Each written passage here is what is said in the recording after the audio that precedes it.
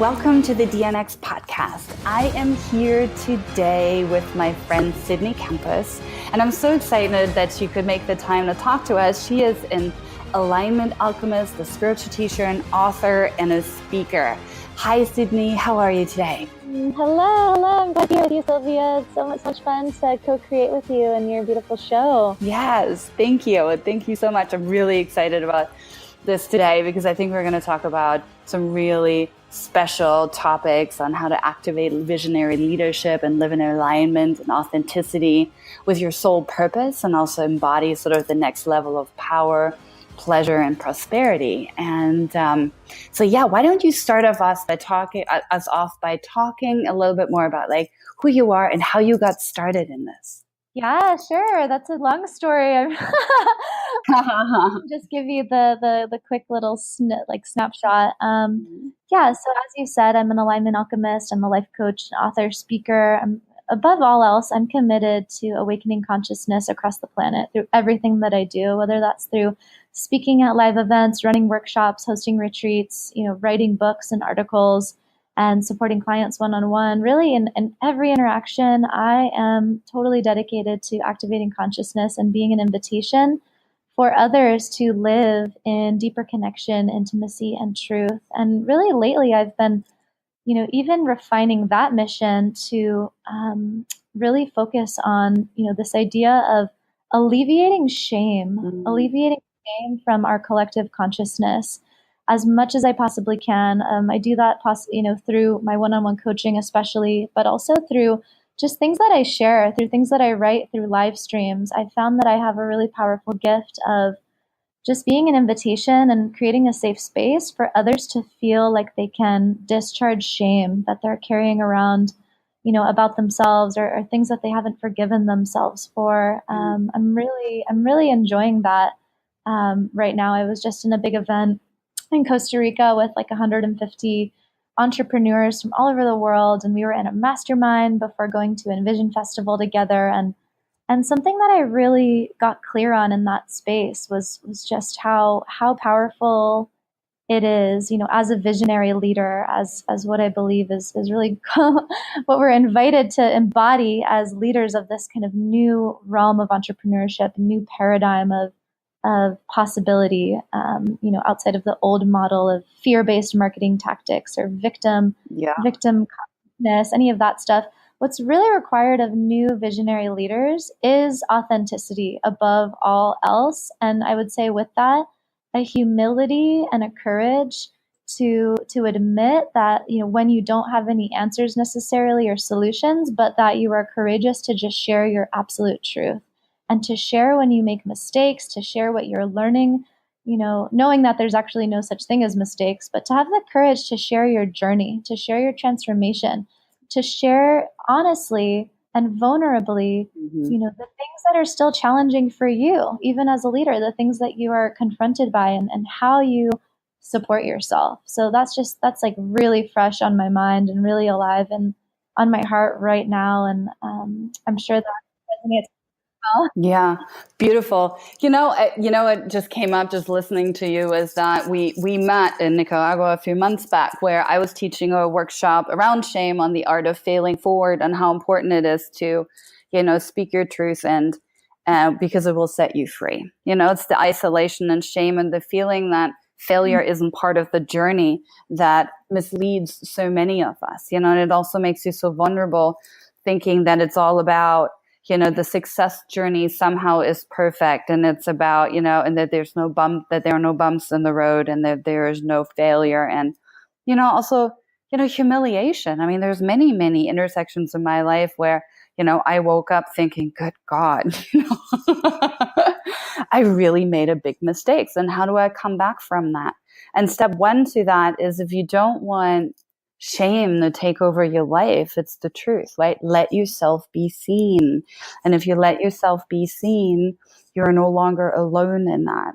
And that also means that, the authenticity in that is that not everything is perfect. Not everything is great. And the learning journey, and I always resonated with that so much about you, is that, it's the nitty gritty, the rough edges about us, our story, parts of your story that I just thought were so, it was just so lovely to listen to, that there was somebody who had the courage to speak her truth and let herself be seen, and also show people how you created something really magical from that place, so that you're not always chasing after perfection, or that the journeys to success comes from, the perfect marketing funnel. It's so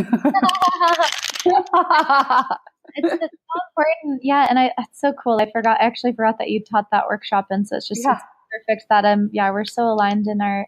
It's like my favorite topic in the world is shame, like, and the funny thing is, so many times when people ask me, I just talked to a conference organizer today, and they're like, what would you want to talk about? I'm like, shame. And they were like, yeah, no, we can't do that. I'm like, why not? There's a great, I'm sure you know this, but it's, there's a great way to kind of filter that into any type of strategy, conversation, or topic around entrepreneurship, around quantum leaping, around, accelerating your business or your vision, your creativity. Shame is like really discharging shame and the power that has over you in any way, and any energy that you're hiding, draining essentially to hide truth about yourself. Once that is like fully revealed and discharged, it's like you will experience such an inflow, an accelerated flow of energy, of inspiration, of magnetism that just really propels you forward in so many ways. Especially, and I love to do that experiment with clients who are really adamant about, crushing through a glass ceiling, especially when it comes to income, right? And really identifying what are energy drains or boundaries in, that are not in place, that are allowing your energy to not be totally focused on what you truly desire, and bringing that into being. So and it's amazing. We're so conditioned to have these things that we're ashamed of, to have these things that we hide, to have these things that we think, no one will understand. And again in my own life, and in the lives of other people that I support, it's like the thing that we're most afraid of people knowing about us, that we're terrified of, is like tends to be the key to our superpower and our gifts and our magnetism, and oftentimes is the thing that allows people to really love us and create such depth and intimacy and genuine connection.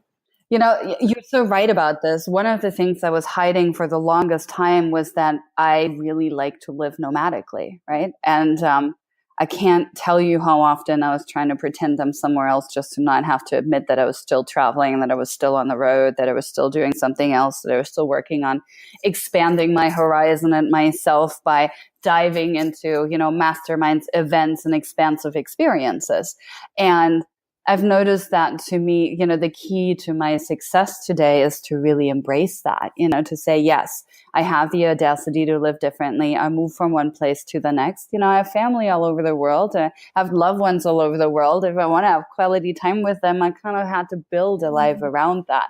But you wouldn't believe for how many years I was hiding that, because somebody would always tell me that was not a way to live, that I was running away from something, instead of really accepting that, in fact, I was running towards something, and I was creating space to spend quality time with people I really deeply cared about. And it just looked different. It looked different from what people wanted my daily life and my productivity flow to look like, until this whole digital nomad, community showed up on the surface. And now it's much easier to explain this to people because it's become more popular. But, in all honesty, I've been traveling for 17 years and moving about, constantly. And I think that there was a good 10 years of my life where I was pretending that wasn't happening at all.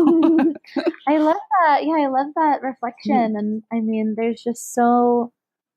I'm curious to know, so what was possible when you started to just tell the truth and kind of own your desire, and just not have anything to feel ashamed about anymore around how you chose to live? What opened up for you? What else? Money. It really is the key to it, right? It's like, if money isn't flowing, you're not aligned with yourself and your purpose. There is a misalignment, and it doesn't matter how I package myself.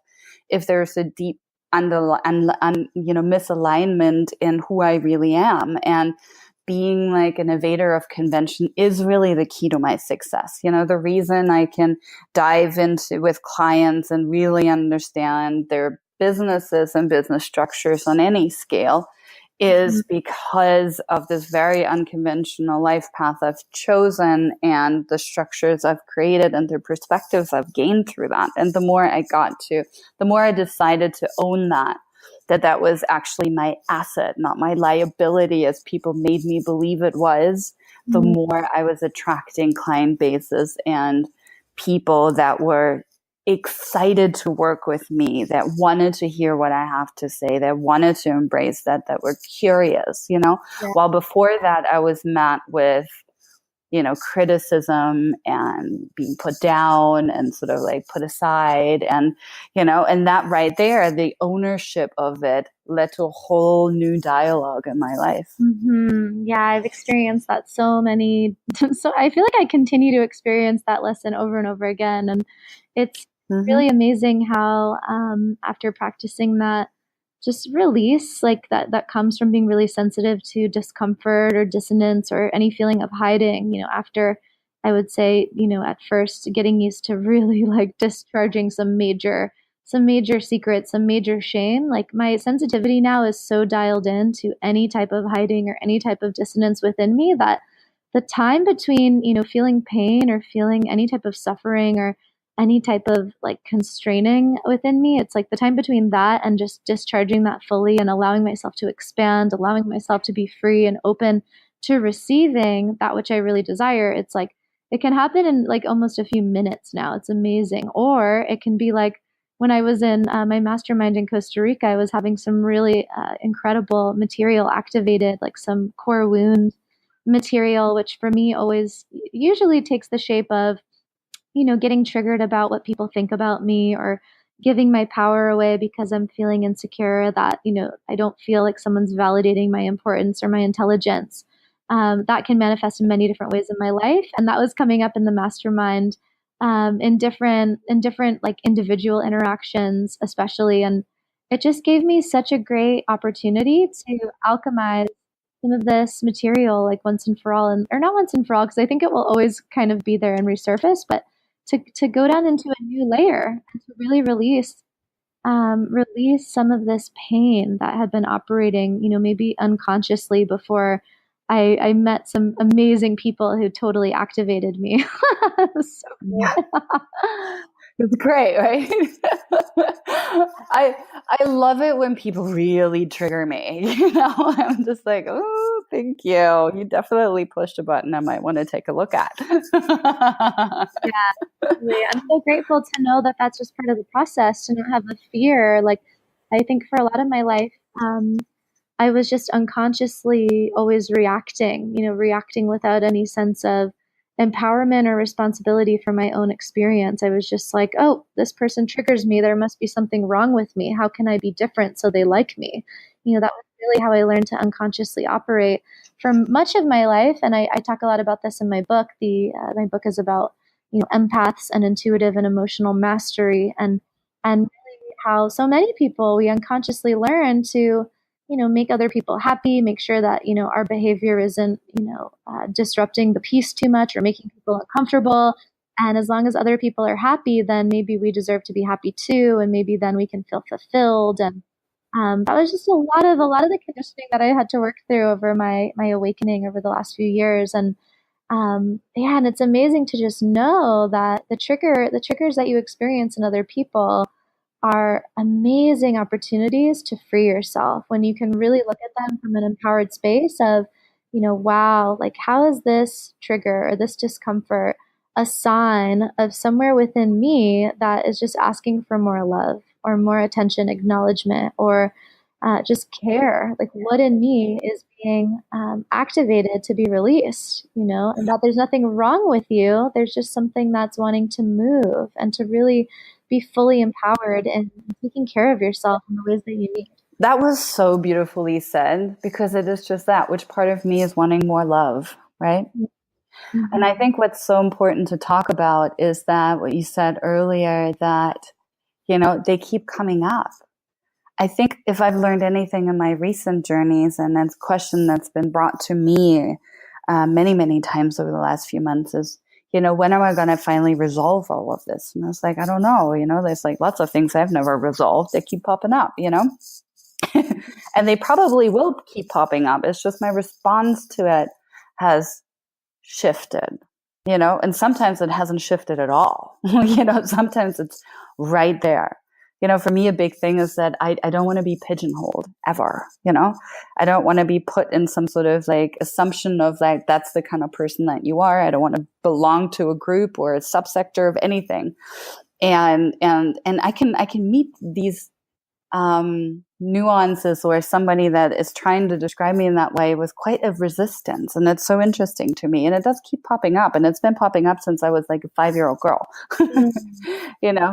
And, I'm 37 now, and there are many things in my life where time and time and time again, it's just like, like same pattern, new hat, different outfit, still a trigger, and it's still uncomfortable, and that's okay. Mm-hmm. I don't expect myself to not be triggered. I can actually love myself for being triggered. Mm-hmm. And that is huge, because so many people are hoping to, once and for all resolve this. There's the quick fix for this, and then it'll never come up again. And some things, never came up again. And other things in my life, they just keep showing up. Different hat, new outfit, but, still there. Mm-hmm. Still like sort of like, hanging out sometimes. Yeah, totally. Yeah, I mean, that's what I said when I'm, at first I'm like, I felt like I was getting to the root of this thing, this not enough thing, or this validation seeking thing once and for all. But the truth is, and I was talking to a friend about this last night, I don't think this stuff ever goes away once and for all. It's like, it shows up in new dimensions and kind of with like new colors and layers, like, we're this proverbial onion that just has infinite layers. And there's so many beautiful lessons and so much learning to enjoy the experience, to enjoy being triggered, to enjoy like our emotions, and to learn, to learn how to really become these masters that we're meant to be of our own energy and of our own, creation of our desired reality. It's like, I'm so grateful for these obstacles that come up, and how fast I can move through them. Like, in Costa Rica, when I had this really like painful moment, it's like I went through like a healing experience that I think in the past would have taken me months to like recover from, like an ego death.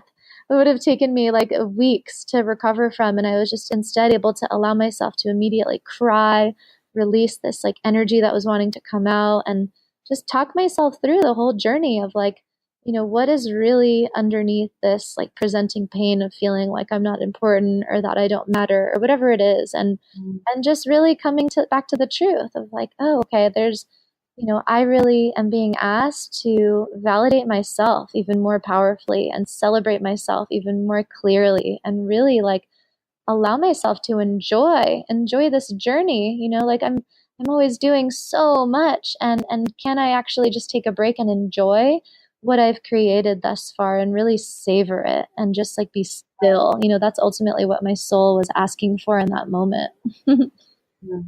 Yeah. Yeah. Oh, 100%. That is so true. Mm-hmm. And I also think that if you deny yourself these growth experiences and hold yourself to a standard where these things would no longer pop up, you develop shame as a result of it. Then you're right back where you were. Mm-hmm. And, that if you don't assume, if you expect yourself to resolve these things once and for all, your chances of, hiding in shame because they keep coming up in different shades and colors and forms and nuances and layers, is far greater, which will eventually hold you back from growth. Because at the end of the day, we all have our quirks and inconsistencies, and I may understand it in some layer or facet, but it's really hard to implement. And having sort of a lightheartedness about it and allowing yourself to be, to make mistakes, to fail, to repeat something, to, feel upset and be sad and as you called it, have an ego death, even though you fully know it's not that important. But in that moment, it feels real and it hurts or it makes you angry. And if you allow yourself to feel those feelings, then you're also denying at that point for it to control your future, because you're giving it the space it needs and you're looking for what you really need in the time when that occurs. Don't you think? Yes, I love that. I mean, I'm so passionate about what I hear you kind of referring to, at least the way that I'm hearing you, is like, wow, like just connecting to this inner essence, this inner child. And I'm so passionate about really, helping people just, connect to that energy that we all have within us, which is this essence of curiosity, wonder, love, and joy. Like we're all made of the same material fundamentally at our core. And to really access that power, it's this infinite power within us that empowers us to be our own best healers and to be our own guides and to be our own, medicine essentially. And I just love to remind people of that. The connection is so available outside of, the connection that you may feel is much more, easily made between your mind, your intellect, or your, rational logic.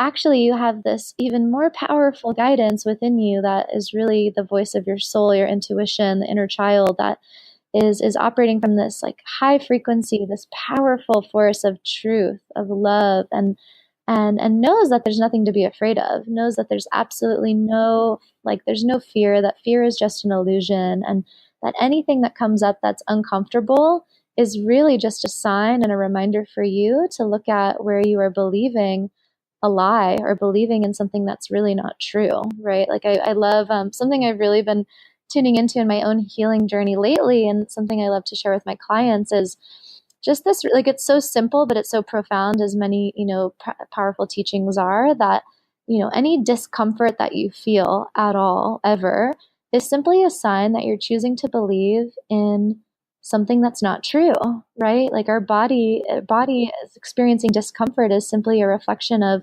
some kind of a dissonance or untruth that we're choosing to see in our reality. And so it's like listening to the body, listening to this wisdom that we have within us that's meant to feel, our body's designed to feel good. And hence, if there's any type of discomfort, that to me always means, okay, where am I, out of integrity? Where am I out of alignment? Where am I choosing to believe something, maybe unconsciously, that's not actually true, that's causing this sense of dissonance and resistance to, in my experience? Oh yeah. Yeah. I don't know about you, but I'm a daily yoga practitioner. And, in this day and age, I practice by myself on my own. And what you see when you take that time, because it's a moment of solitude. And what I see in that, and why it's so important to me and why I rarely take classes these days, is because I can sense my lack of alignment in my body immediately. Right. Mm-hmm. Because I know where it sits. I know where it feels misaligned. I can feel where it's stretching and where it's resisting and where it's not giving in. And from one day to the next, there are parts of you that don't move the same way that did before and the day before. And it's always dependent on the situations I incurred or experiences I had or thoughts I had and, response to something that was right in front of me. And I think the body is such a powerful, powerful tool to listen to, because it is part of our guide as well, and if we tune into, that's why I always say in the morning, it's like, tune into your body and yourself and ground down and check in. Where is it? Because it does show up. The messages are there. The question is, do we take the time to listen? Right? Yes, absolutely. And there's just such a mass remembering of that simple fact happening right now collectively. And I'm so grateful to be, I'm just so grateful to be here, like on Earth in this moment in time when there's such an awakening of consciousness happening on the planet, where people are remembering, this like ancient wisdom and the wisdom of our bodies, and to listen to your heart, and that, this new model of leadership and what's really required to bring forth the innovation and transformation of entire industries, entire economies, entire global structures. What's really required is this more feminine centered leadership, based in intuition, based in love, based in vulnerability and authenticity. And yeah, it's so beautiful. There's so much to celebrate. And I'm feeling really grateful to be here, like in this moment. Yeah, me too. Thank you, Sydney. This was such a pleasure. I can't believe we're already at the end of our time. It just flew by. I Quantum. really appreciate. Yeah, exactly. Yeah. Um, Listen, where can people find you if they wanted to get in touch with you? Sure. Yeah. The best way to stay in touch with me is just through my website. I have a great newsletter you can subscribe to at sydneycampos.com. I also have a retreat coming up in Los Angeles in the Hollywood Hills at the end of April that I'm facilitating, focused on soul activation and inner child healing. It's going to be so much fun. Yoga, meditation, cacao ceremonies, sound healing, breath work, all my favorite things, and really powerful curriculum that I'll be facilitating. And beyond that, I'm going to be doing a book tour this summer for my book, The Empath Experience, What to Do When You Feel Everything. And you can find out about all that stuff again through my website, and send me a note. Send me, a little note through my website if you have any questions or if there's any way that I could support you. I'm always really happy to connect with amazing visionary people. Beautiful. And we'll make sure that we'll also post the links to this below the podcast in the show notes. Thank you so much, Sydney. Yeah, thank you so much, Sylvia. I love you so much. And thanks for all that you're creating and all that you're offering through this awesome platform. Yay.